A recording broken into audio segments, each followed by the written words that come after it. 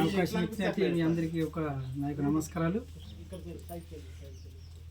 అయితే ఫస్ట్ జాను చెప్పిండు, ఎందుకంటే మోకాళ్ళ నొప్పులు తక్కువైతే నాన్న మరి వాడాలని చెప్పిండు.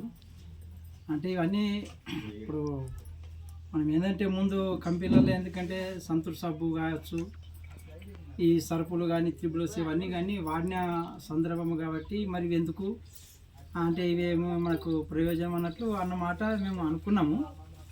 అయితే ఏడికి అయినప్పుడు వస్తువులు తీసుకొచ్చి మరి వాడాలా మరి నాన్న మంచిగా ఉంటుందంటే ఈ కంపెనీ అంటే ఇప్పుడు అందరూ వాడచ్చు, ఏదైనా మేము వాడితేనే కదా మనకు ఏదైనా తెలిసేదంటే మరి మోకాల నొప్పులకు కానీ మందులు చుక్క తీసుకొచ్చిండు.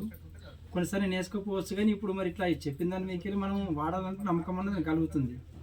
ఎందుకంటే ఇప్పుడు వస్తువులన్నీ మంచిగా ఉన్నాయి, ఆయిల్ కావచ్చు, వాడే సబ్బులు కావచ్చు, పేస్ట్ కావచ్చు. ఎందుకంటే పేస్ట్ ఇప్పుడు అది పుప్పలకు సుఖ అవకాశం ఉంటుందంటే ఆ మాట సుఖ ఓకే దానికి పర్ఫెక్ట్గా ఉన్నది. అది అంటే పుప్పల సుఖ ఈ సీవుర్లకు కానీ ఏదైనా కానీ అది కరెక్టే ఉన్నది. ఎందుకంటే పేస్ట్ దాన్ని పెట్టి చూస్తే వాడి చూస్తే ఏర్పడ్డది.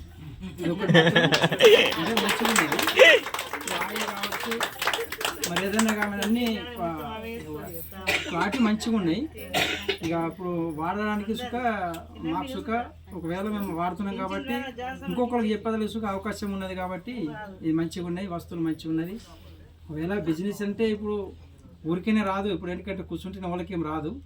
ఇప్పుడు చేస్తూ ఇప్పుడు వర్క్ చేస్తూ ఒక నలుగురు చెప్పేంత సోమత సుఖ అవకాశం సుఖ తీసుకొని చెప్తే సుఖ ఒకవేళ మనము బాగుపడితే మిత్రుల సుఖ బాగు చేసే అవకాశం ఉన్నది. కాబట్టి ఇంతదాకా పెద్ద సార్లు సుఖ చెప్పారు కాబట్టి అందరికీ ఒక నమస్కారాలు. ఎంత